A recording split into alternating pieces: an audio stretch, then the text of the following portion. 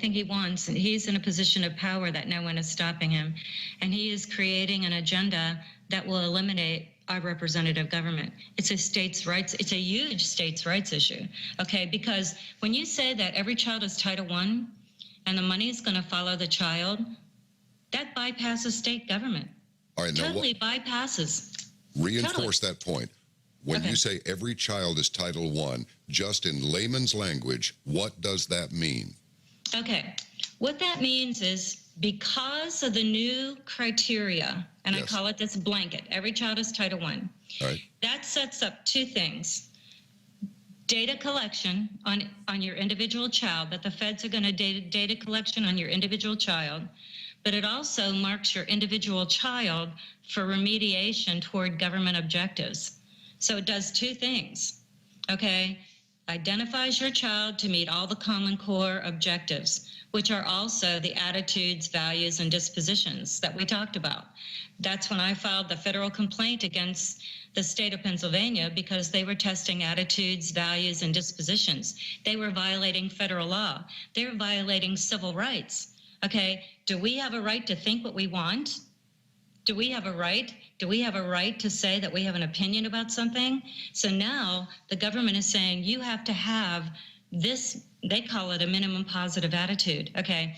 You have to have the attitude of the government in order to meet certain criteria. So the government is scoring and remediating personality traits of children at school. You need to hit this again.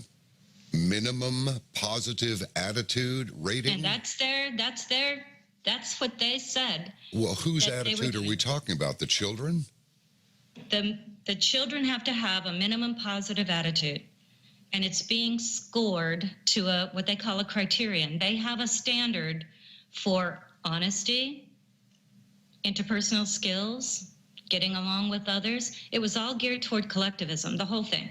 I have the whole test. It's geared toward collectivism. It's scored toward group efforts, following the group. Everything has to do with the group. So this is really what it is. And when I talk about these, they're called affective domain. Okay, all that means is that they're testing attitudes and values of your children.